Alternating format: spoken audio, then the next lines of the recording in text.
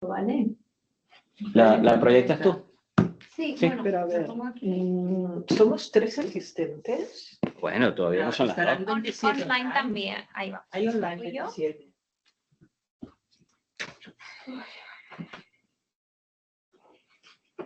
Bueno, porque es para ¿Qué hora es? preparar, ¿no? Sí, vale, vamos. Sí, no, Ay, esperamos. espera un pelín. Total, yo vine para hablar. No me importa esperar. Doctor, Professor, com anem? anem bé i vostè?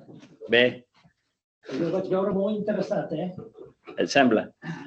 Jo no ho sé, Com que estaves allà a la punta, ahir, a la xerrada d'ahir. Ah. Ya. ¿Cómo se llama? Para los demás. Sí.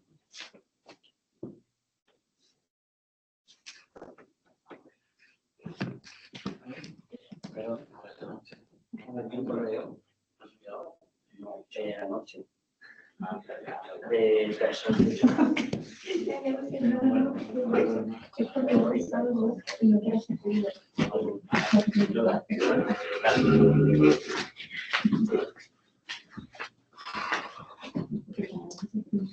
Bueno, la policía de las sesiones, ¿o qué?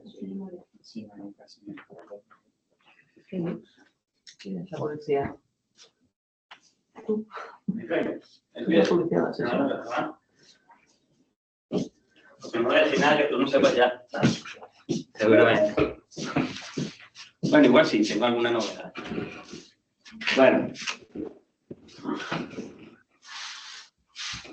Bueno, empezamos entonces, son las 2 ya. ¿Qué hora es? Son las 2 clavadas. Sí. Bueno, entonces la sesión de hoy, un poco en línea con la última sesión que fue de Clostridium, ¿vale? Y para mantener la misma inercia, hablaremos un poco de trasplante fecal, ¿vale? El trasplante fecal es una estrategia de hace pocos años para acá. No es tampoco nueva, pero ya era conocida, pero cada vez es una estrategia que va ganando más adeptos, es más asequible a la clínica. Ya hay indicaciones precisas, o hay al menos una indicación formal en la rutina, y la idea era repasar la evidencia, los últimos datos que hay, cómo se hace, las limitaciones, etc. ¿Vale? Vale. Solamente a manera de repaso, recordemos que hay un concepto que todo el mundo también habla, pero no todo el mundo tiene muy claro, que es el microbioma. Entonces, es un concepto realmente simple. ¿Vale? El microbioma es la comunidad de todos los microorganismos que viven en nuestra superficie y los que nos colonizan. Viven en armonía, en una relación simbiótica con el ser humano. No suelen ser patógenos, ¿vale? Y incluye tanto bacterias, hongos, protozoos, arqueas y virus, ¿vale? Ahora, existe otro concepto que es microbiota. Habitualmente se usan de manera sinónima, pero no es exactamente igual. Microbiota es la comunidad de microorganismos, pero no incluye todo el acervo genético, toda la parte genética y funcional de las bacterias, mientras que el microbioma sí, ¿vale? Efectos prácticos se habla de manera indiferente, ¿vale? Pero hay que diferenciarlo cuando uno lee la literatura. El microbioma es intrínseco a todos los seres vivos. O sea, es necesario para las plantas. Las plantas tienen su propio microbiota. Su microbiota dice, bueno, ¿dónde están? En las raíces, en el tronco, en las hojas, etcétera, ¿vale? En la tierra alrededor, los hongos que viven alrededor. Los animales, cada especie animal tiene unas características de microbioma, ¿vale? O de microbiota. Y hay también variaciones individuales. O sea, realmente son como huellas dactilares. Aunque hay una cosa común, el microbioma de cada uno de nosotros es diferente, ¿vale? Hay transferencia con nuestros familiares, con nuestros compañeros, convivientes, la comunidad, variaciones culturales, etcétera, pero no es realmente único. Entonces, en el ser humano hay varios filums principales. el Firmicutes, Proteobacteria, Bacteroidetes, Fusobacteria, Actinobacteria y Verrucomicrobio, perdón. Son los principales y de ellos el 70-90% son Bacteroidetes y Firmicutes. ¿Cuáles son las funciones? Pues ya sabéis que la inmunidad tiene una función indispensable para la madurez, el desarrollo y para la salud, porque tienen que ver con la inmunidad innata y adaptativa. Una de sus principales funciones es la competencia ecológica entre especies dentro de la misma comunidad microbiana. Básicamente son los que nos protegen de los... Vale.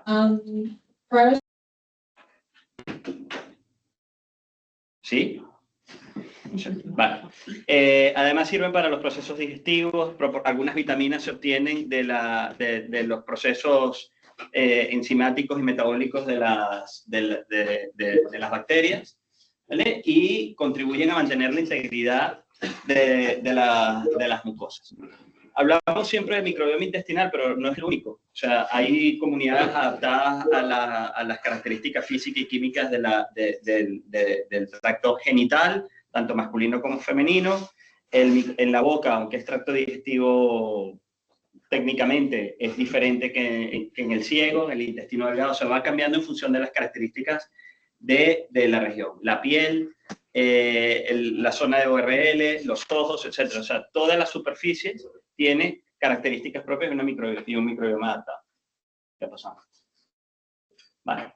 La diapo que les iba a presentar era un ejemplo de lo que pasa con las especies.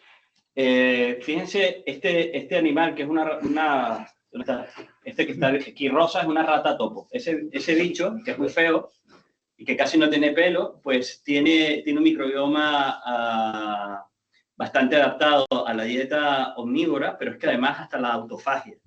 Los carnívoros, como el tigre, tienen bacterias que, a pesar de que tener una dieta que es solo carne, tienen una tasa baja de cáncer de colon, cosa que con nosotros nos ocurre. La dieta de los pandas, la dieta de los herbívoros puros como las ovejas, omnívoros, koalas. Los koalas comen eucalipto, que es una cosa que nadie más se puede comer porque es tóxico. Entonces, toda esa adaptación de los animales a su entorno y que los hace especiales o que ocupen un nicho ecológico concreto, se lo deben a la adaptación de las bacterias que viven con ellos, ¿vale? De su microbioma. Vale, entonces, hablemos del trasplante fecal. El trasplante fecal o infusión de microbiota fecal son sinónimos, simplemente que la infusión de microbiota fecal es más guay que usar trasplante fecal y con menos tecnicismo filosófico, porque no se considera un trasplante porque no es un órgano, ¿vale? Como tal, pero es una manera extensa, de manera extensa de comunicarlo, ¿no? El trasplante fecal. Entonces, es simplemente la infusión de heces de un donante que se considera sano, ¿vale? En el tracto gastrointestinal, que actúa como donante, ¿vale? A una persona que tiene una situación anómala en su flora, en su microbioma, y que se considera el receptor y que se intenta corregir, ¿vale? Es decir, esa alteración que se llama disbiosis, la podemos corregir de manera, es un reset, como le digo yo a los pacientes, de una manera muy rápida, haciendo la infusión. Y el principio, básicamente, la razón de ser de esto es aumentar y restaurar la diversidad microbiana, ¿vale? Cuanto más bacterias hay y cuanto más diversidad de especies hay, más saludable es ese microbioma por definición. ¿Vale? Entonces, la única indicación formal que hay de trasplante fecal es el Clostridium difficile recurrente. Recuerden que la recurrencia es cuando ocurre en menos de 6 meses un segundo episodio, ¿vale? Hay quien dice más de 3 meses, etcétera, pero bueno, lo estándar es eso. Y ya tanto en las guías americanas como en las guías europeas ya se recomienda, ¿vale? Problemas. Bueno, entonces, antes de hablar de los problemas. La única indicación es esa, pero hay evidencia muy reciente, publicada de este año, ¿vale? De que es igual de eficaz a la vancomicina oral, ¿vale? En un ensayo clínico. Entonces, esos datos se los traje porque esto sí es novedad y es posible que cambie la indicación, ¿vale? A corto plazo. Entonces, esto es un estudio que es multicéntrico que se hizo en Noruega. Era un estudio abierto para pacientes y para médicos, pero es lo que es un assessor blinded, que es ciego para el que analiza los datos, ¿vale? Para intentar mantener el máximo objetividad. Era un estudio diseñado con no inferioridad. ¿Dónde está la luz? No, marca, no puedo marcar. ¿Dónde? Con el ratón. Bueno, entonces ya está, ha sido así. Entonces es un estudio de no inferioridad, es independiente, no hay industria, no hay ninguna industria que lo financie, ¿vale?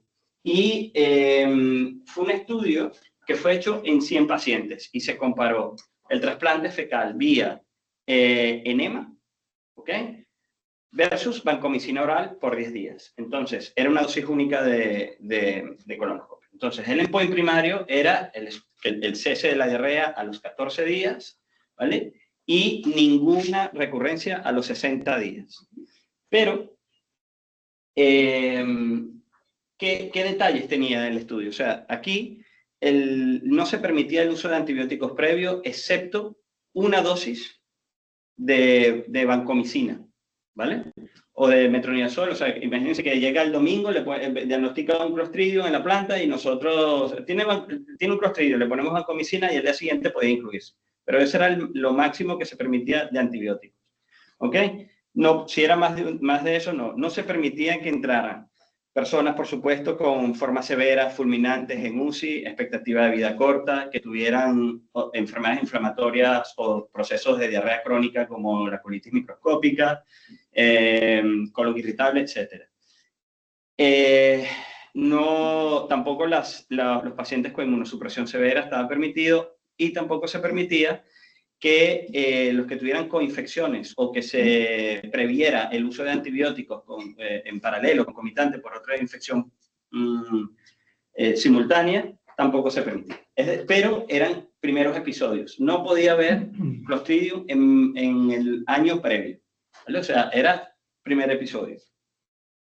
Entonces, se comparaba banco oral versus de 125 miligramos versus 50 gramos de heces, ¿vale? De donante, de un banco de Fenta, y que en una solución salina y que se preparaba por enema, sin sedación, sin anestesia. Y claro, cuando lo colocan por enema, pues sí, en la técnica se describen, el paciente le administra el enema, tiene que ser capaz de retener, por supuesto, un paciente con demencia tampoco podía entrar, pero tenía que ser capaz de colaborar y tenía que girarse, ¿vale? Cambiarse de posición para que el enema ascendiera y fuera por el colon y llegara lo más atrás que se pudiera en sentido caudal, ¿vale? Vale, entonces, eso es el estudio en general. Y la otra cosa interesante es que ellos establecieron un poder de 90% con un alfa-ROR de 2,5, ¿vale? Pero el límite de inferioridad era de 25%. Y calcularon que la eficacia debe ser de 60% en el trasplante. Y tuvieron una diferencia de 5,4%, como ven allí, y eso ya era criterio de no inferioridad. De hecho, la N analizada fue de 100, pero la N prevista era de 188. Y cuando llegaban a 100, tenía previsto un análisis independiente de seguridad y lo mandaron a cerrar y a publicar los datos porque demostraron la inferioridad y decían, ya no vamos a seguir con el estudio y esto hay que comunicarlo cuanto antes, ¿vale?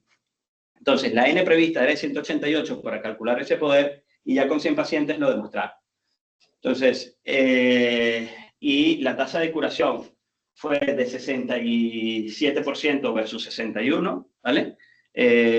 Y eso cumplía la no inferioridad. Entonces, verán que hay un primary endpoint que es el stop de la diarrea y el Clostridium difficile, la ausencia de recurrencia a los 60 días, y había un endpoint secundario.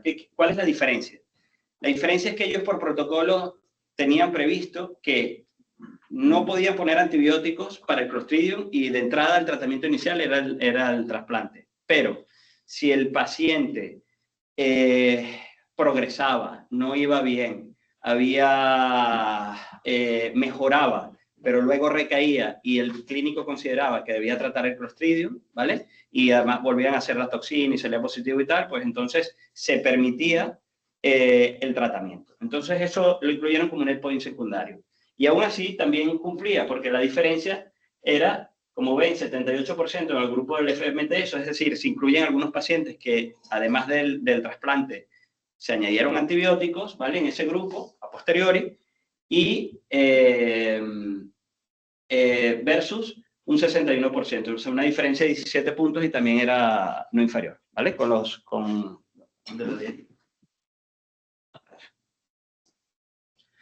Vale, en cuanto a la seguridad, no hubo diferencias importantes en AES, ¿vale? Y en AES severos. Pero sí hubo 2 muertes en el grupo del trasplante y 5 en el grupo de la vancomicina, y hubo una muerte por Clostridium recurrente en cada grupo, ¿vale? Los demás fallecimientos que hubo no tenían que ver con el estudio y eran por otras causas. Y los autores concluyen que el trasplante fecal podría ser considerado como primera línea de tratamiento para un Clostridium primario. Entonces, esto es un estudio que se publicó en JAMA, lo publicaron, todavía está online, o sea, ahead of publish, y es posible que cambie la indicación, ¿vale? Entonces, el trasplante fecal solo está indicado para esto. Vale, tiene otras utilidades, sí, pero en resumen, está en estudio. Entonces, repasemos un poquito. Se ha utilizado también, todavía se está estudiando mucho para la descolonización de bacterias resistentes. Incluye Acinetobacter, Enterococcus faecium, Klebsiella pneumoniae multiresistente, otras BGN productoras de carbapenemasas, ¿vale? Hay estudios que hay bastante información, hay bastantes datos, pero la mayoría de ellos son observacionales o algunos estudios, pero de N pequeñas y con bastantes limitaciones metodológicas. Y el que a mí, bueno, y también se han evaluado distintos métodos, ¿vale? Entonces, el tiempo de descolonización parece ser más rápido para la colonoscopia que cuando se hace el trasplante fecal por la vía digestiva superior. Y la tasa de descolonización del trasplante oral es similar a la del trasplante fecal por vía oral. Entonces, la verdad es que la información es bastante, todavía falta, hay que investigar mucho. No hay ensayos clínicos contundentes. No hay un ensayo, por ejemplo, como el que les enseñé del Clostridium difficile primario, que metodológicamente o estadísticamente sea indiscutible. Pero sí hay, de la literatura que al menos a mí me consta, una revisión sistemática, ¿vale? Que incluía un ensayo clínico, 7 estudios no controlados, 2 cohortes retrospectivas, 2 series de casos y 9 casos aislados, que al final analizan 151 pacientes. Entonces, esta curva, que es un funnel plot, si lo ven, es un rombo simétrico, ¿vale? Y cuando está simétrico, quiere decir que los estudios, o sea, a pesar de que hay una limitación metodológica, porque son pocos estudios y la N es pequeña, hay poco sesgo, ¿vale? Sí, y la evidencia no es muy contundente, pero es lo que hay. Entonces, ellos encuentran unas tasas de descolonización en ese paper que oscila entre el 37 y el 87%, ¿vale? Con un riesgo de sesgo más o menos moderado. Y en las tasas, el pool de eficacia, la tasa global de eficacia, está alrededor del 70% de descolonización. O sea, son datos que son alentadores, pero todavía no son contundentes. Todavía falta mucho más por hacer aquí, ¿vale? Bueno, estos son más papers de ejemplo de revisiones sistemáticas y ejemplos. También se ha usado para Campylobacter, se ha usado ahí, pero puntualmente, ¿vale? Hay algunos casos de una colitis, hay un report de una colitis por una pseudomonas, que era una colitis muy severa, casi fulminante, y lo trataron con trasplante y mejoró. También de Campylobacter jejuni, o sea, hay muchas bacterias resistentes que hay casos anecdóticos reportados y que se han resuelto con esta técnica. pero evidencia científica hay poca, de buena calidad. Entonces, ¿cuáles son las limitaciones del trasplante fecal? Como estrategia de descolonización, tiene poca evidencia, estudios observacionales, como le decía, requiere una selección cuidadosa de pacientes y donantes porque sigue sometiéndose a las mismas limitaciones del trasplante fecal que veremos más adelante, ¿vale? Y no hay un estándar. O sea, el problema del trasplante fecal no es, ya no es solamente si funciona o no en un escenario y demostrarlo, sino es el producto. El producto no está estandarizado. Las heces que donan, tú cribas que el paciente sea sano, o al menos que tú no seas capaz de detectar un patógeno, ¿vale? Pero no sabes exactamente qué le estás dando. Y eso está controlado por la dieta, por la cultura, por la genética, por la edad, por un montón de cosas. Incluso puede haber alérgenos. Puedes sensibilizar a alguien de eso. Se te puede cribar algún virus, se te puede colar, y no pasa, pero podría, si no se es meticuloso, algún virus latente, ¿vale? De algún CMV o un Epstein-Barr. O sea, todo ese cribado debe tenerse en cuenta, ¿vale? Entonces, otro uso, enfermedad inflamatoria intestinal, ¿vale? Tampoco es una indicación formal porque los datos tampoco son del todo concluyentes. Entonces, hay dos estudios que de lo que yo hasta donde sé son como los más claros, ¿vale? Uno hecho en Australia y uno en Estados Unidos, donde ven que tienen tasas de remisión de rectocolitis ulcerosa, ¿vale? O sea, mejoría, cese de las diarreas de pacientes que tienen rectocolitis ulcerosa, pacientes sometidos a trasplante fecal versus o contra placebo, ¿vale? En estudios ciegos, de tasas de 32 versus 9% en los australianos y de 24 versus 5, lo cual parece bastante, ¿vale? Entonces, pero hay pocos estudios y la N, o sea, les falta poder, ¿vale? Hay un metaanálisis que incluye dos estudios de 550 pacientes, que es de la Cochrane, y realmente fue lo que me pareció que era como más evidente. Y como ven, respecto al placebo, estas son las mejores tasas de eficacia que ven, ¿vale? Y es casualmente la de estos estudios, y la versus 8-12% en los casos de placebo. Tampoco ven mayores efectos de seguridad, ¿vale? En el Crohn se han hecho intentos y la verdad es que no ha funcionado de momento y eso se sigue investigando, ¿vale? Vale, entonces, hablemos del trasplante en sí. Y creo que es bueno que lo sepan porque es muy fácil, Santo, vamos a poner un paciente por un trasplante. Y no, y la verdad es que ahora lo tenemos fácil porque podemos disponer de cápsulas, pero hasta no hace mucho podíamos hacer 1 o 2 al año como mucho, ¿vale? Pero el procedimiento es el que sigue. O sea, la población de ANA es permitida, ¿vale? A nivel de regulaciones estatales y que no necesita un ensayo clínico, es el Clostridium difficile, ¿vale? Y específicamente el Clostridium recurrente, ¿vale? Se puede usar en pediatría, ¿vale? Aunque la evidencia es limitada, pero se acepta que se use en pediatría.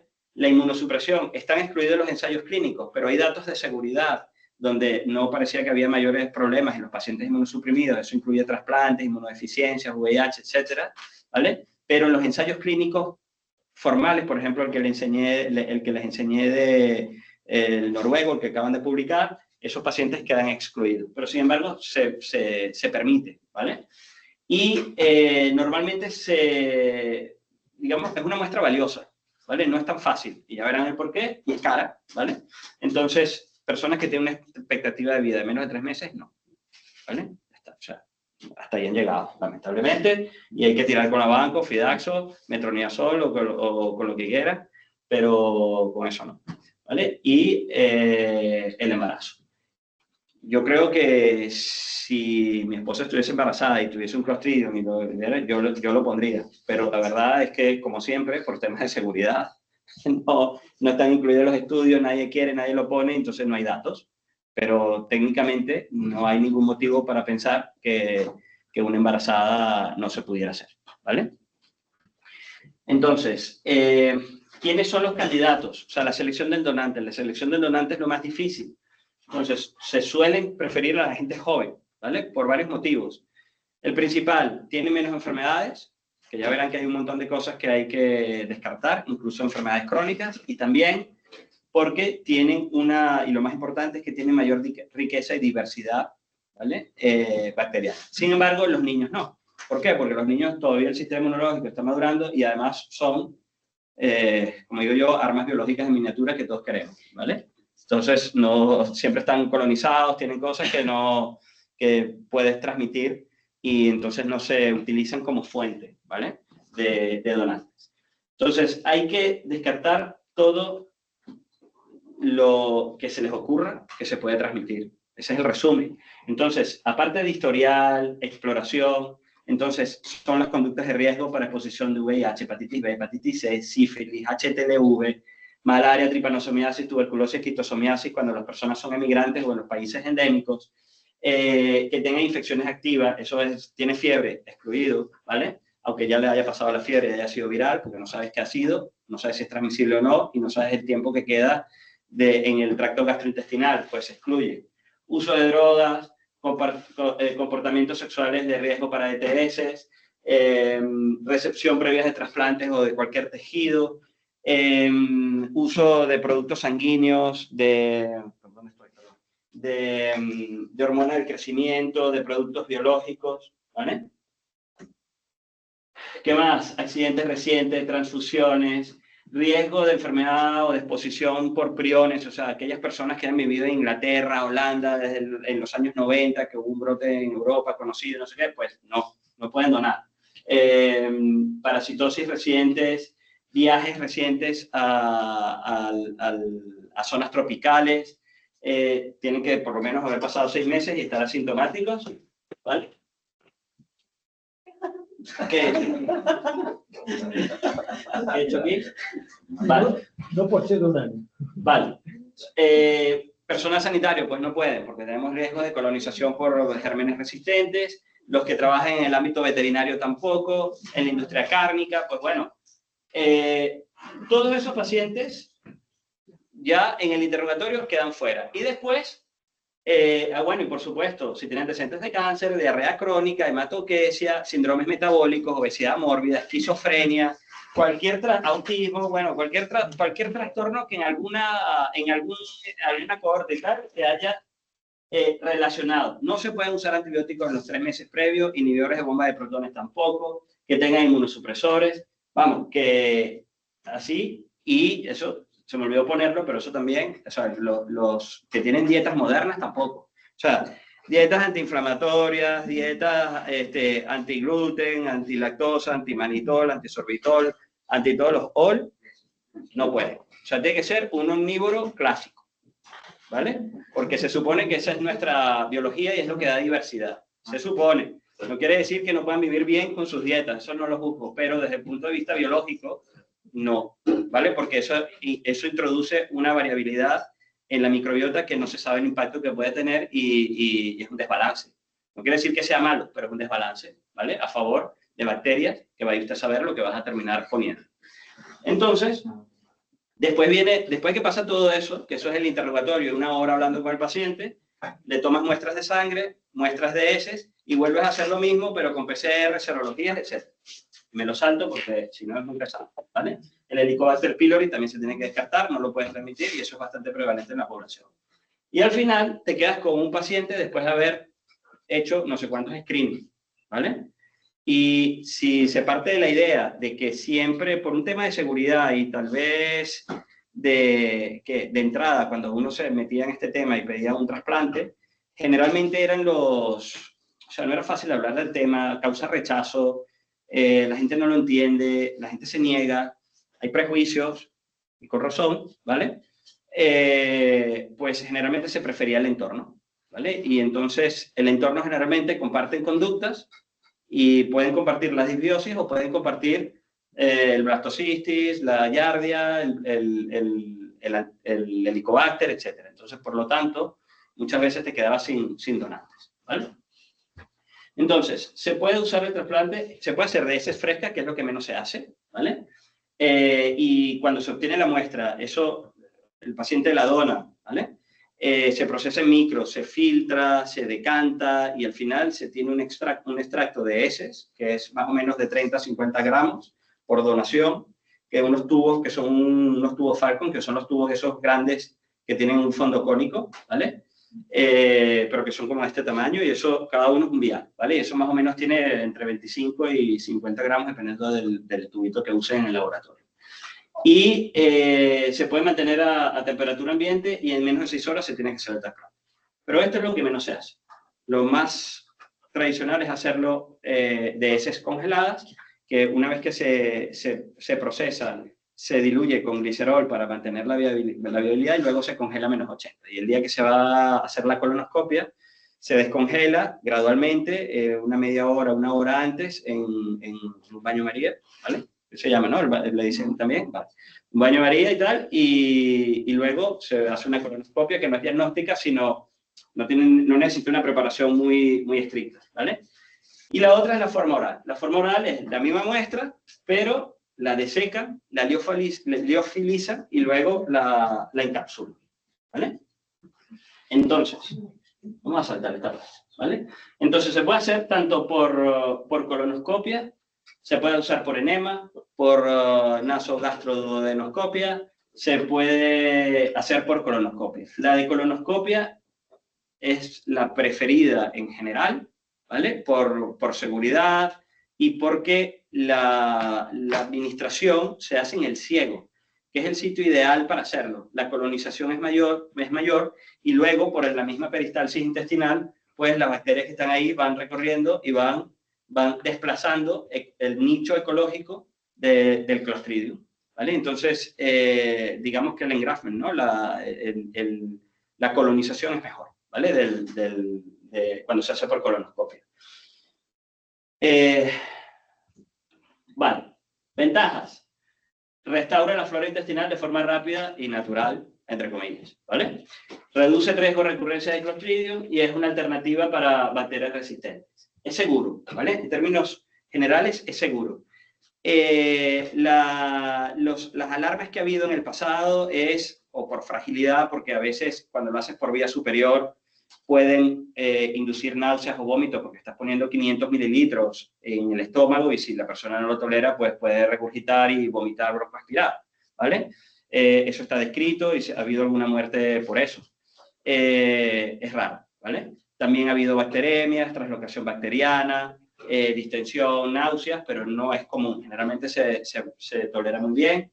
Y ha habido muertes por transmisión de Escherichia coli multiresistentes, productores de beta-lactamasas, y es de ahí que sale la indicación de cribar la multiresistencia en estos pacientes que también lo hacemos, ¿vale? Aunque vengan de la comunidad, vengan donde vengan, se hace un estudio de un cribado de resistencias, ¿vale?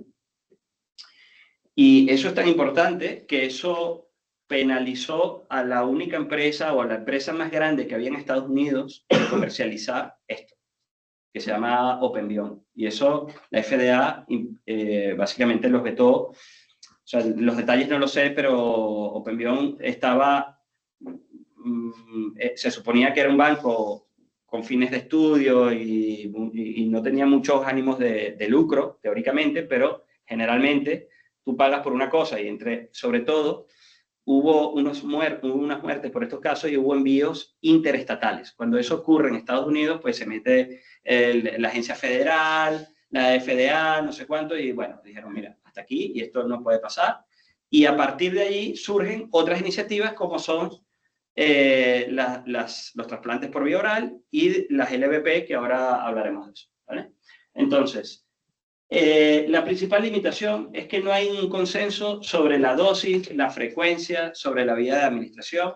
La tendencia es que sea un solo episodio, ¿vale? Perdón, un solo trasplante, pero hay estudios o hay quien lo ha hecho en varias sesiones o si no mejora lo vuelven a hacer, ¿vale? Pero no hay un consenso en eso. Y la otra limitación es estructural. O sea, no hay un banco de frente en todos lados, no hacer un cribado es caro, fallan muchos pacientes, tienes que invertir recursos, ¿vale? Y por último, que no sabes lo que le estás poniendo. Eso es importante. O sea, sabemos que cura, sabemos que es bueno, en la naturaleza ocurre, desde hace miles de años ya el ser humano hacía cosas con la caca que están descritas hasta en la medicina china, los animales también lo hacen, ¿vale? Y bueno, sabemos que biológicamente tiene un sentido, pero la verdad es que da un poco de inquieta no saber exactamente qué le estás poniendo, ¿vale? Entonces, hablemos del banco de FEMTA. Nosotros los trasplantes fecales los podíamos hacer vía colonoscopia autogestionados aquí en el hospital. Hacíamos el cribado, etcétera, etcétera. Pero era una época en la que no había regulaciones, ¿vale? Para hacerlo. Se conocía el procedimiento, había un estándar de procedimiento por guías, pero no había un marco legal que lo amparase. Por lo tanto, eso era la tierra de nadie que yo aproveché para hacerlo en el hospital, ¿vale? Lo pudimos hacer durante unos 3 años más o menos, pero el año pasado apareció un marco regulatorio, ¿vale? Que se rige bajo el paraguas de la Organización de Trasplantes, ¿vale? Va a ser el que lo va a controlar, ¿vale? Y el hospital de Belviche y el Clinic, ¿vale? Se pusieron de acuerdo y establecieron el primer banco de FEMTA de Cataluña. Buscaron recursos, etcétera, y se pudo establecer.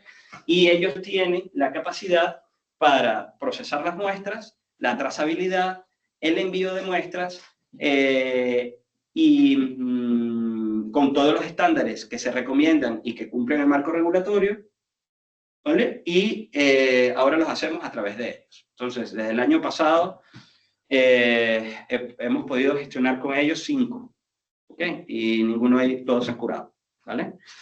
Y sin ningún problema. Y todos han sido por vía oral.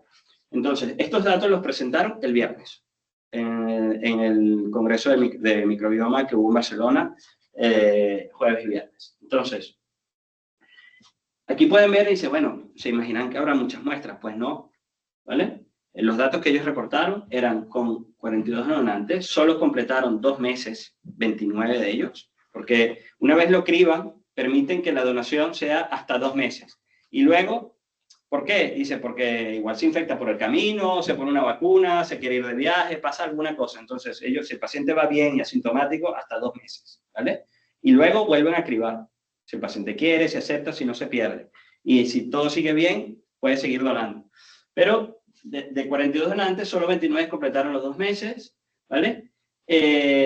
Con un screening negativo. Se me coló el inglés. Entonces, un total de 426 donaciones de heces, 321 procesadas, han obtenido 346 y hay 68 productos orales y 278 soluciones.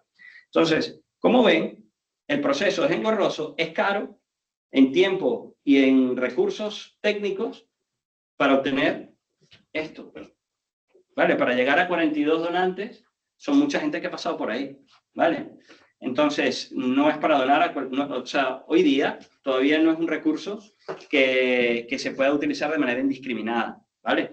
Y aparte del clostridio recurrente, los otros escenarios pues deben ser bajo el paraguas de un ensayo clínico, ¿vale? Pero esto es una realidad. Entonces, para hacerlos nosotros, de momento, siguen pasando por mí porque tenemos el contacto con Belviche, pero ya el CatSalud prevé, están en conversación entre Belviche, el Clinic y tal, o sea, el banco de FEMTA, con CatSalud, porque ya se ha establecido, ya todas las normativas y todo eso ya está consensuado, pero todavía no se han puesto de acuerdo en cómo va a ser el circuito para proporcionarlo a toda Cataluña. La idea es que, sin que tengan que ir a Belviche, ellos nos puedan enviar la muestra, enviando un pequeño informe donde dice, mira, tiene esto, tiene tales criterios, y ellos envían la muestra y nosotros lo vamos aquí. Es por vía oral, es de una sola sentada, se toman 30 pastillas, ¿vale? Que se las toman bien, con un zumito y tal, y ya está. Eso es todo. Y luego se curan. Entonces, quería aprovechar de dar una pincelada en esto. Los LVP están de moda y vendrán a más, ¿vale? La investigación, esto es un campo que está empezando. ¿Y qué son las LVP? Los Life Biotherapeutics Products. Son microorganismos vivos, son terapias, utilizando microorganismos vivos. Ya está, bacterias, consorcios de bacterias, fagos o cualquier microorganismo virus que tú quieras utilizar para tratar, curar o prevenir una enfermedad, ¿vale? Están regulados como medicamentos, no son suplementos, ¿vale? Yo siempre hago la broma o hago el ejemplo que es como un probiótico, pero bien hecho, ¿vale? Porque se sabe bien la cantidad, está bien estudiado, ¿vale? Se desarrollan bajo estrictos estándares de calidad, seguridad y eficacia y se producen de manera industrial. Por lo tanto, permite reducir costes, ¿vale? En el caso de los LVP que vamos a comentar. Entonces, además hay una conveniencia adicional. El acceso al producto es mucho más fácil con los LVP que con un trasplante fecal. O sea, ¿qué hace un LVP y qué hace un trasplante? El trasplante, tú coges la femta, como lo hablamos, la procesas, haces un cribado, te aseguras que no hay un enteropatógeno que tú seas capaz de detectar, pero no lo puedes asegurar al 100%, puede haber alérgenos, ¿vale? Y tú crees que está todo bien, se lo transmite, el paciente se cura, pero no sabes lo que pones, como ya hablamos. Pero aquí simplemente diseñan consorcios de bacterias que ya las tienen producidas, estudiadas y conocen sus capacidades y en función metabólicas, sus beneficios y sus pros y sus contras, y las juntan, crean un consorcio y te lo dan por vía oral para intentar descolonizarte o tratarte el clostridio. Y hay otras cosas que se están investigando. Entonces, ¿cuáles son los productos? El B303, casi todos los que hay son de una empresa que se llama Vedanta, los vía oral. Hay otros que no quise incluir porque son uno por vía enema que está ya autorizado por la FDA y también es para clostridio. Y es como un trasplante fecal por enema, pero con bacterias que vienen ya disueltas, ¿vale? Eso está aprobado en la FDA, en Estados Unidos, en Europa. Estaba en vías de aprobación, pero todavía no es una realidad. Y probablemente no dure mucho si sale al mercado aquí, porque que es el estudio que ya llevamos y que les comenté el otro día, probablemente lo sustituya, ¿vale? Entonces tenemos el 303, que es el del estudio que les recomiendo, que les recuerdo, el Restorative del 303, que es el que tenemos aquí en el hospital, y que no se les olvide que si ven un clostridio recurrente, nos digan, ¿vale? De hecho, todos pueden meter pacientes y, bueno, simplemente lo revisamos y ya está. Y es para prevención de la recurrencia por el Clostridium difficile. Tienen otro producto, otro consorcio de bacterias, que es el B800, ¿vale? Que se utiliza para la modulación de la inmunoterapia, ¿vale? En pacientes tratados con anti-PDL1, ¿vale? En pacientes oncológicos. Es decir, estos pacientes, ya hay datos del trasplante fecal o de este producto que mejora la respuesta de los melanomas tratados con anti-PDL1 solamente por modificar el microbiota. Y esto está aún en investigación.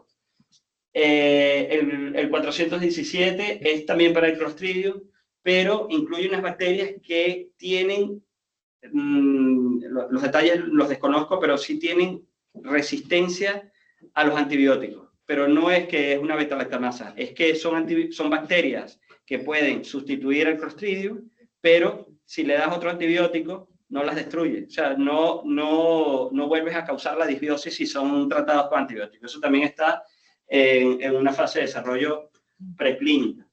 Está el 202, que es para la rectocolitis ulcerosa y que actualmente está en fase 2 y está ongoing. Y está el 707, que también está en fase 1 y está ongoing también, y es para el tratamiento de la descolonización de gérmenes multiresistentes.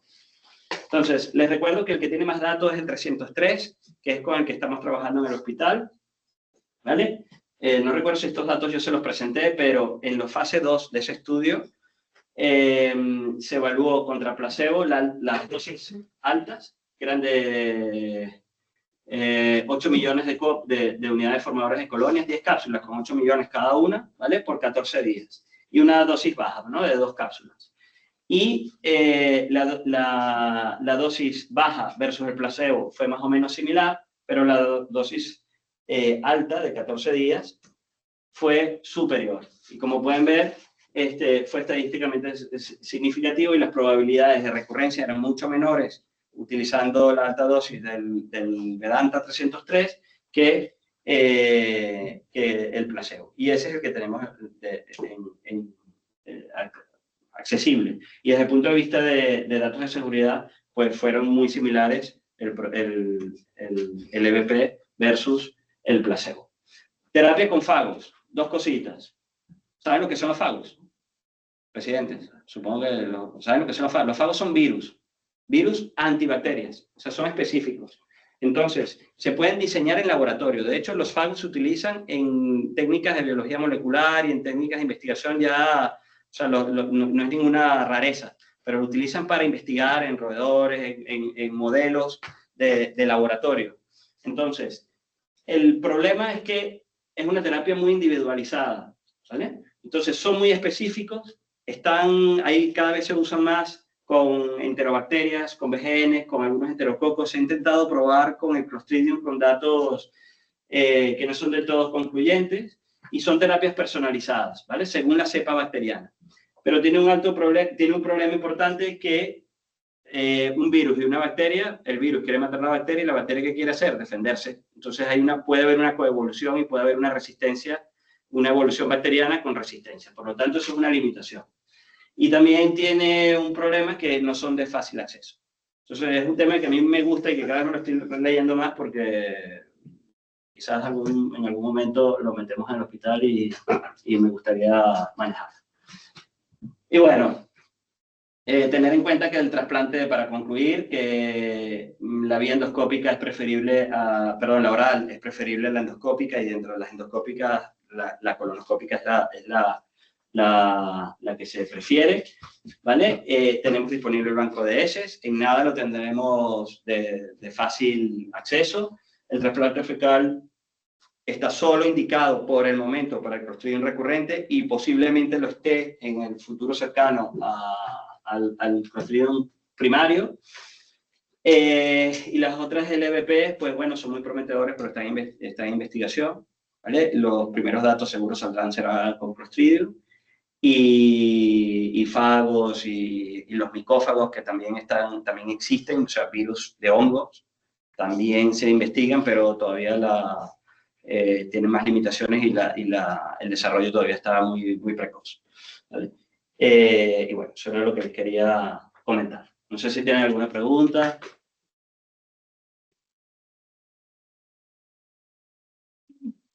O menos lo que esperaba. Dígalo, Pedro. El estudio que has presentado, lo que no lo puedo entender, o sea, El Clostridium. ¿hacen seguimiento a 6 meses o cuánto seguimiento hacen? Porque no es tasas de recurrencia. O sea, porque No, 60 días. Lo digo porque... el del primario, en dices. un primer episodio, si la tasa de respuesta es igual con banco que con trasplante, ¿no? ¿Para qué haría trasplante, no? Que es mucho más farragoso, ¿no? Cuando la banco es muy fácil, ¿no? Y la verdad es que más o menos van igual de bien, ¿no? Sí. No va peor que la banco, pero tampoco es que sea muy superior, ¿no? Lo que prevendría serían las recurrencias posteriores, pero claro, esos datos no nos ha presentado. No, es que la recurrencia de éxito terapéutico que pones, success allí era del 60%, por ahí, que es muy bajo, ¿no? No sé, o sea, ¿cuántos pacientes fracasan en el tratamiento activo? No sé que sean pacientes con una gravedad muy, muy alta de entrada, me sorprende que se curen tan poco, ¿sabes? Pero el problema de hoy día no es que se curen pocos, sino que recurren muchos, ¿no? Recurre casi un 20% de pacientes, pero curación, sí, cuando se curan. Mira, la pregunta es buena, ¿vale? Para variar, pero la explicación de por qué usarlo es filosófico. Ya está, es usar los menos antibióticos posibles, ¿vale? Eso, y ellos lo plantean. O sea, en la discusión del paper, ellos mismos lo plantean. O sea, ellos estaban convencidos y por eso fueron a por todas por un estudio de no inferioridad de entrada. Ni piloto ni nada, sino que fueron a no inferioridad por estar convencidos que el trasplante es igual de bueno o mejor, ¿vale? Pero ellos lo plantearon como no inferioridad que ¿cómo se llama? Que la vancomicina oral, que el tratamiento oral. La Fidaxo no está comparada, ¿vale? Y eso también es otra cosa a comentar. Que la Fidaxo en teoría tiene la misma eficacia, pero una tasa de recurrencia un poco menor, ¿vale? Pero ahí no lo han comparado con Fidaxo, pero ellos plantean que lo interesante de esta estrategia es que cada vez se tiende o se es más conservador con el uso de antibióticos y que el uso de antibióticos quizás no es la mejor opción en todos los pacientes. Entonces, si es verdad que es parecido a la banco, que además es barata, ¿vale? Y es verdad, es más farragoso, pero precisamente por eso lo hacen con enema, no lo hacen con una colonoscopia. Entonces, lo que necesita es un auxiliar de enfermería, pero claro, no sirve para todo el mundo y no es de ser un enema, ¿vale? Que es algo más incómodo que darle por 10 días banco oral a los pacientes. Cuando hablas con digestólogos, incluso te dicen, mira, tengo dudas de que las cápsulas realmente sean tan buenas como la colonoscopia, porque yo no sé en qué momento eso se abre y la flora sale, no sé qué, ¿no? Lo que está aparentemente mal visto es que si lo dejas justo en el colon, en el ciego, ahí es cuando... Es donde es mejor. Hacer por enema, hostia, si miras el pino puente casi, ¿no? Para conseguir que llegue el... No sé, bueno, como... Es una limitación y soy consciente de eso porque yo preferiría, si me lo hicieran a mí, que me lo hicieran con colonoscopia, obviamente.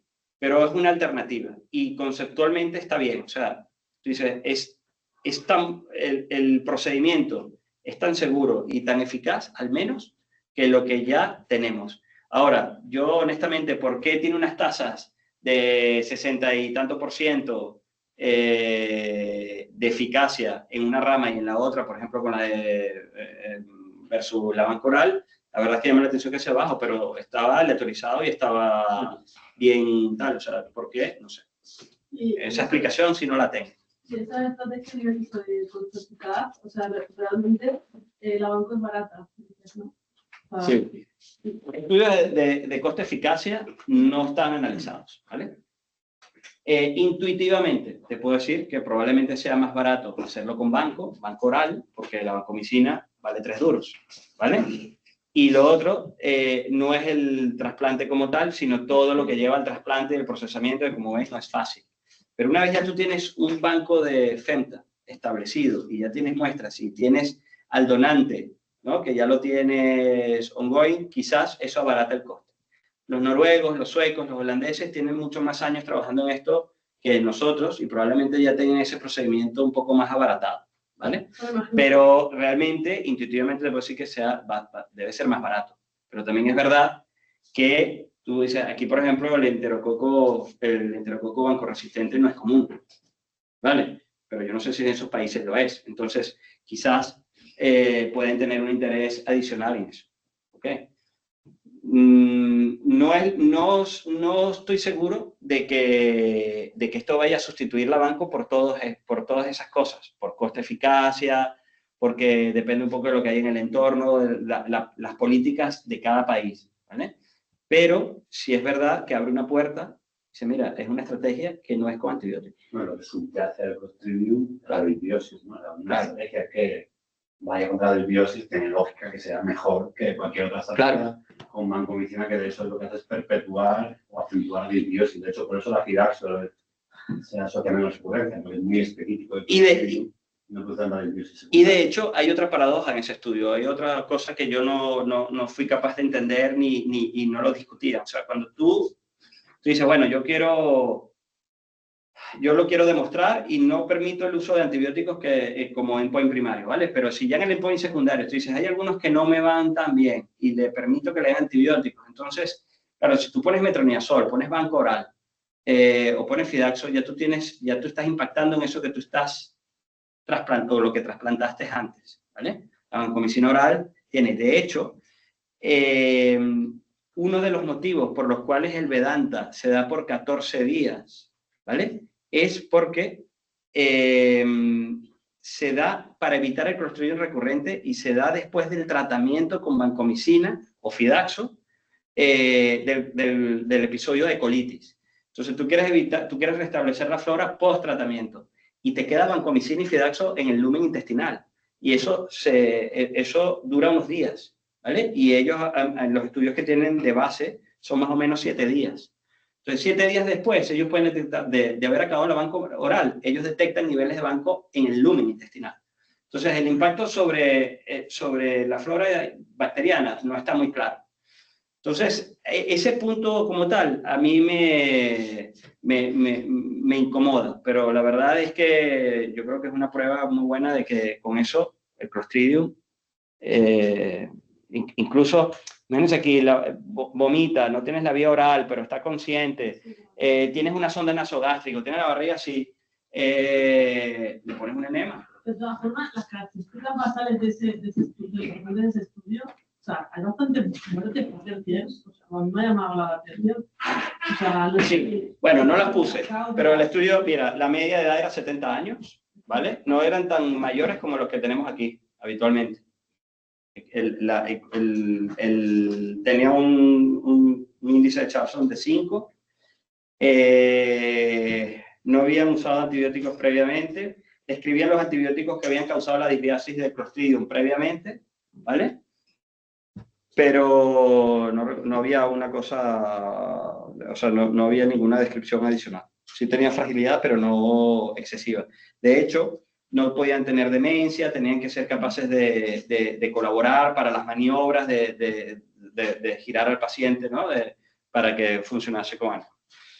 Bueno, a lo mejor con colonoscopia es mejor las tasas que con el enema, ¿vale? Y entonces, pero claro, no lo estudiaron. Ellos precisamente lo que querían ver es que en el trasplante fecal por vía enema, que es la que menos engraftment tiene y la que menor eficacia está descrita, funciona. ¿Vale? Yo tengo una duda siempre con esto, constante como con los productos biológicos. Datos futuros, en clínica hace poco habían mirado en cáncer de hígado.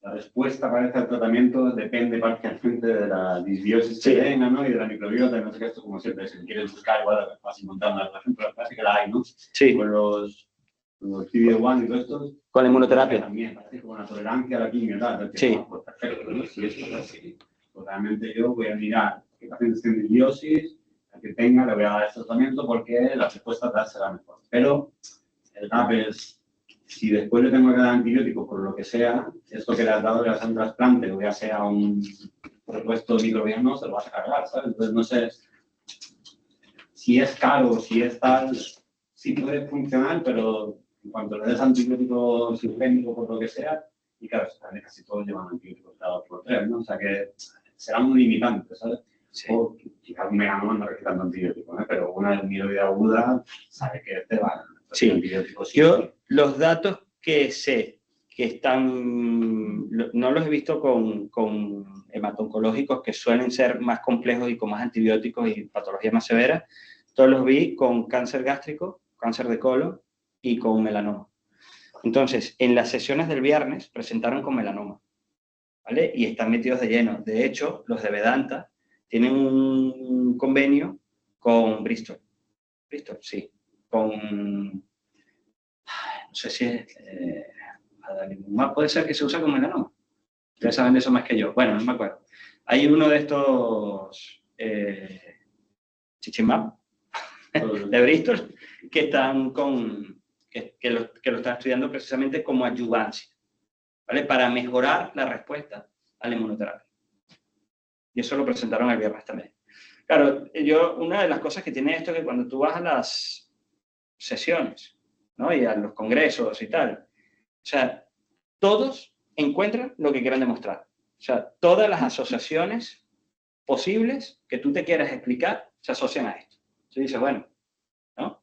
Entonces, el impacto clínico, qué pasa con los antibióticos, qué pasa con el retratamiento, se tiene que repetir dosis para mantener la respuesta o no, se hace resistente el tumor o no. O sea, desde el punto de vista oncológico, el gap de información es inmenso. Esto está empezando. Entonces, dime.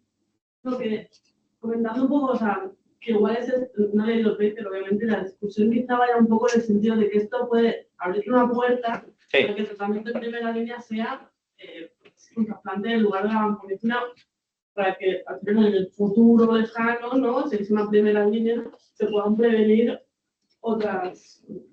Bueno, eso depende como tú lo quieras vender. Y como, no sé, es lo que podría. A ver, es la primera vez que eso se demuestra, ¿vale? Que una estrategia no, o sea, es una estrategia que no lleva antibióticos, ahorradora de antibióticos, con un trasplante donde tú no sabes exactamente qué le estás poniendo, iguala a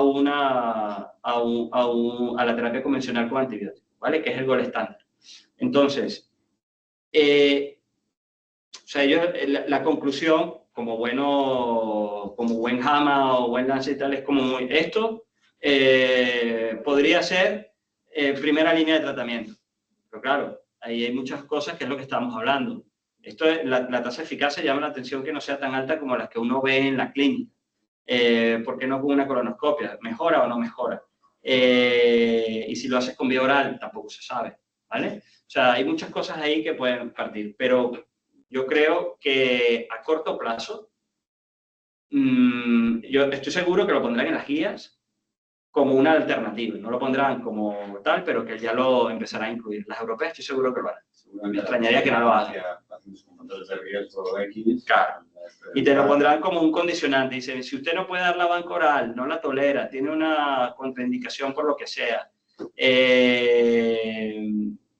igual está tiene un hilio, no se lo quiere dar por vía oral, etc. Está en una situación X, ¿vale? Y el paciente colabora como para hacerlo por esa vía. De hecho, a mí me llamó la atención que lo hicieran por enema, porque es la forma menos usada, ¿vale? Puede ser la más fácil, pero es la menos usada. Entonces, y quizás esa es la respuesta, porque es la menos compleja. Porque ya una persona esta, sedarlo, hacerle una colonoscopia, entonces ahí hay quien te dice, hombre, y si lo perforo, y es un yayo, y la anestesia, ¿sabes? O sea, entonces dice, bueno, enema. Y las inmunodeficiencias que las hay que van con mucha regulación inmune, ¿no? Y que muchos tienen enterologías sexuales, esto no hay nada. Hay reportes, o sea, hay casos. No hay estudios que yo sepa. O sea, estudios. Porque muchos de estos acaban con inmunosupresor para Sí. el tratamiento de... Sí. Estudio en esa población en concreto no hay que yo conozca. ¿Vale? Yo creo que eso en breve se estará mirando. Y de hecho, el que quiera mirarlo aquí, pues... bienvenido sea. Lo hablamos y hablamos y vemos qué se puede hacer. ¿Vale? Pero ¿qué interés tiene? O sea, si Clostridium o no Clostridium o disbiosis o qué, eso se puede mirar. O sea, depende de lo que se quiera hacer. Lo que yo revisé en su momento cuando hicimos el primer protocolo aquí en el hospital y tal, es que lo que más preocupaba era la seguridad. Pero había casos puntuales, pequeños reportes donde la inmunodeficiencia, la oncología de por medio, los inmunomoduladores, etcétera, no parecían tener un mayor riesgo. Ahora, evaluaciones concretas en esa población, de si va mejor, va peor, o disregulan más, disregulan menos, la recolonización es mejor o recolonización peor, o qué pasa después a largo plazo, no hay, que yo sé. No, la inmunodeficiència, o sigui, les inmunodeficiències hi ha un grup en el que predomina més la desregulació immune i molts van amb enteropatia associada a immunodeficiència. I en aquests pacients penses, bueno, si li faig el transplant, però després necessita tant antibiòtics, però sí que és veritat que dintre dels que tenen desregulació immune n'hi ha els que predomina clarament la desregulació immune que no fan infecció. Mira, de hecho, inmunosupresor com a tractament de... Sí, de hecho, Karma, en Belviche han hecho trasplantes a algunas colitis inmunomediadas, ¿vale? De pacientes oncológicos, y les ha salido bien, pero los datos no los tengo, solo sé de viva voz. No sé si son 2, si son 10 o son 50, es lo que me han dicho, o sea, que lo están empezando a usar. Yo no sé si como a ver qué pasa y a ver si hacemos un estudio, la verdad es que más información no tengo. Pero la han utilizado en colitis inmunomediada y les ha salido bien. La cosa está que muchos pacientes que piensan, bueno, serían candidatos a esto, ¿no? Pues como muchos están ya con inmunosupresores, entonces es una contraindicación, ¿no? No es única, no, o sea, en los estudios no lo han evaluado, ¿vale? Es como criterios de exclusión. El problema de estos estudios es que cuando tú quieres, tú lo diseñas, tú quieres el mejor paciente para demostrar lo que tú quieras demostrar, ¿no? Como es lógico. Entonces tú quieres que el paciente se le quite la diarrea. Porque todos sabemos que, por ejemplo, una colitis ulcerosa igual se le quita el Clostridium, pero sigue con diarrea. Entonces, ¿cuál es el marcador, el endpoint de ellos? La diarrea. Y esas formadas por más de 48 horas. Si tienes una colitis microscópica, una rectocolitis, un colon irritable, un colon corto, un operado, lo que sea, es difícil de evaluar. Entonces, tendrías que evaluarlo por técnicas de laboratorio y siempre te acabaron una duda, porque a lo mejor la toxina sale negativa y el antígeno sigue positivo. Entonces, es un merde. Entonces, ellos lo que hacen es buscar un endpoint duro, ¿no? Fácil de evaluar y que sea tajante, que sea indiscutible. Entonces, ahora, eso no quiere decir que tú después o sea, yo de los trasplantes que he hecho, 2 han sido en rectocolitis ulcerosa. Entonces, se curan de Clostridium, pero la rectocolitis sigue ahí. Entonces, sigue con diarrea. Entonces... publicar cosas en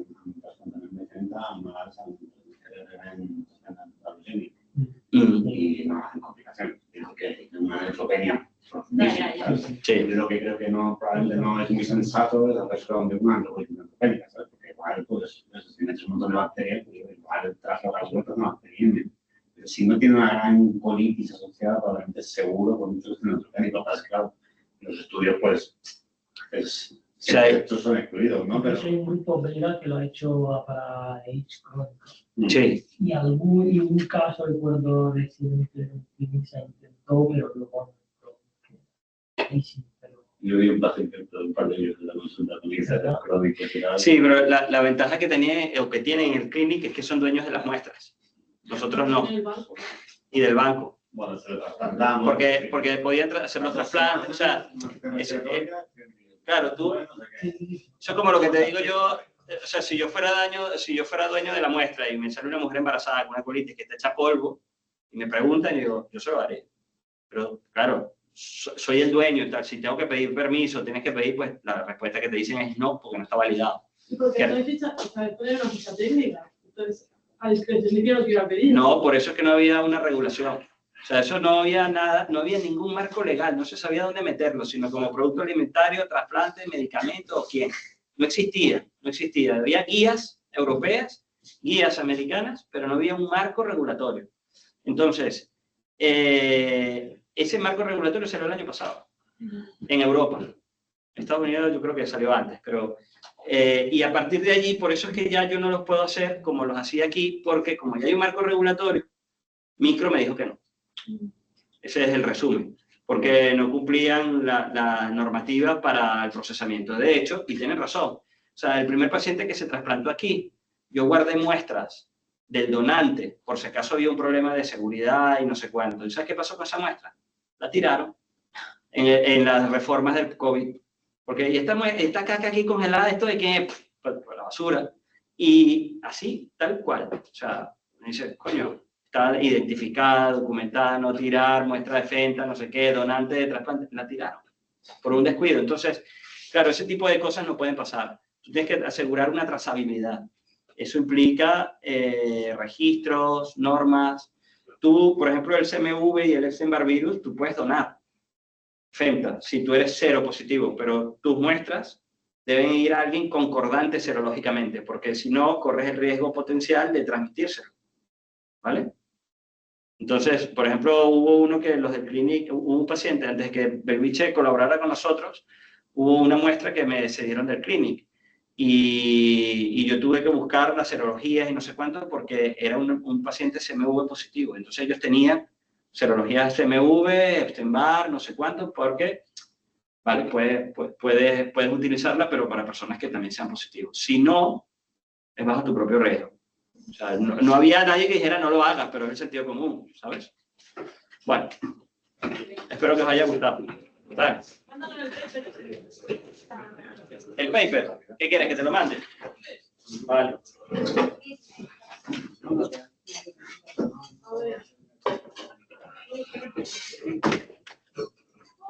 Muy chulo, ¿Cómo guay? ¿Te ha gustado? Esto se puede plantear en un campo abierto. Estoy acabando uno para los remixes salió de brazos de estos, no es la buena.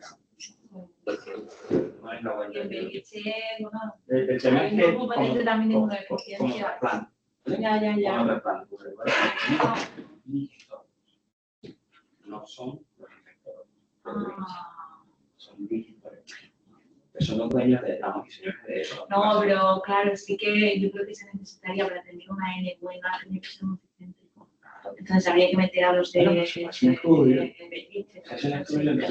Si tú lo que te interesa es mirar la disbiosis sin terapia. Bueno, se puede hacer primero La ¿no? disbiosis. Descriptivo de disbiosis en las inmunodeficiencias contra inmunes. Y la disbiosis, por ejemplo, solo es mirar la disbiosis.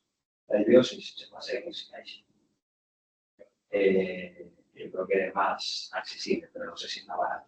¿Vale? Bueno, es más fácil, porque lo hace. ¿Vale? Entonces, tú puedes mirar la disbiosis, puedes mirar la diversidad y la riqueza bacteriana en esos pacientes. ¿Vale? Y puedes compararlo versus personas sanas o personas seguras. ¿No? O simplemente explorarlo en ese grupo. Y dependiendo de lo que salga, dice, oye, ahora quiero. Ahora que tienes demostrado, ¿no? La disbiosis. ¿Vale? Que se caracteriza de esto, esto, esto inflamatorio, esto no sé qué. Pues ahora vamos a hacer un trasplante, un proyecto. Se puede pedir una PIN, se puede pedir una cosa o otra vía. Y entonces ahí ya vendrá el dato seguro. Y lo puedes hacer como. Bueno, y se puede hacer incluso diferentes tipos de procedimientos. Y a lo mejor los que hacen el GIP. Los que hacen el GIP.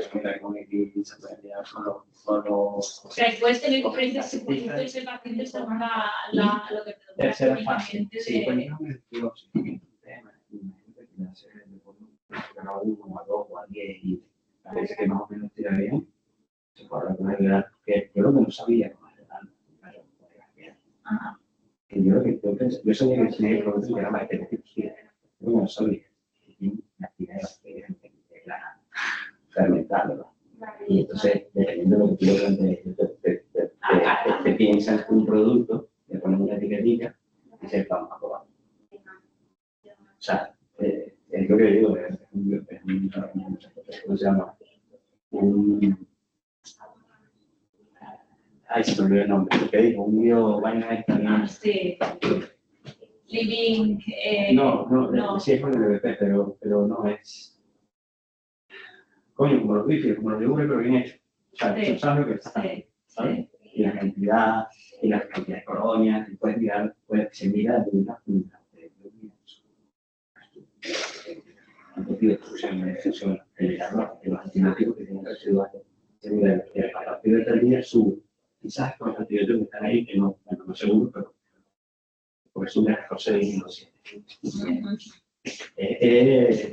Bueno, yo creo que o sea, sí. Bueno, lo hablamos para una bien, o sí.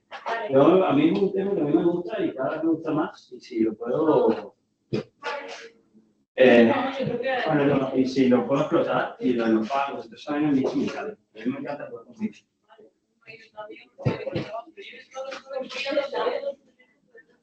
Hola.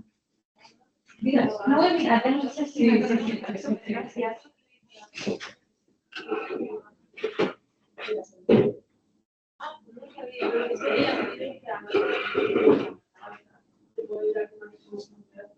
Sí, pero yo hablo muchas veces, y sobre todo le digo, ¿quieres ir a estar así donde no o te pido, ¿me bajas? ¿Me aseguras que tienes un ritmo y me bajas? Para que hubiera una aplicación de la vida,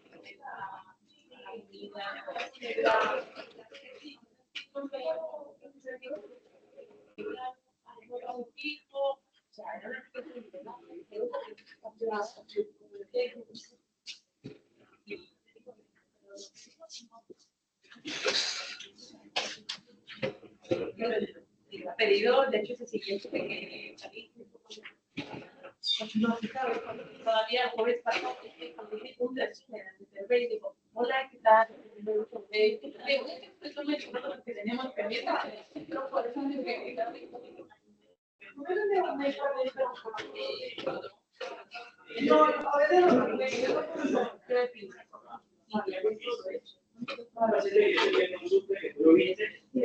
Pero...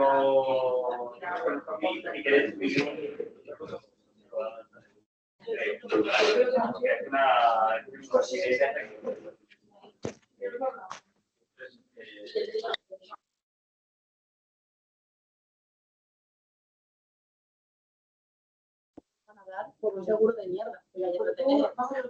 Sí, de cosas por ser. Yo creo que por coger más, que yo lo también nos dice pero con eso es muy poco seguro y ya está. Para que los días que haces justo ya Y yo jueves había estado el miércoles anterior siempre y después me parece que en una guardería volvió antes. Yo creo que el viernes hizo fiebre o acababa de hacer porque me llamaron o algo. Y entonces, pues, bueno, no sé, y le digo lo de Perú, lo digo, y dijimos, mira, dale una vuelta y de todas maneras eso se puede gestionar estando en Cervéis, que allí tienes trabajadoras sociales, y no es un hospital, pues no, no es la persona más brillante que me ha pasado por esta planta y que seguramente pueda dar discursos diferentes desde de quien esté y te dirá, sí. Sí, ok. Pero Mohamed, sí. Entonces, claro, está Mohamed, está Diego, está Diego, está Sabid, esos cuatro se están pidiendo de Cervéis porque no quieren nada meterse. Más el que tenemos de Lucy, que está saliendo adelante. Sí. Bueno, a ver, está hoy la de su ventana terapéutica y la de sedativa. Y bueno, vamos aquí de quitar el juego, para que bastante decente.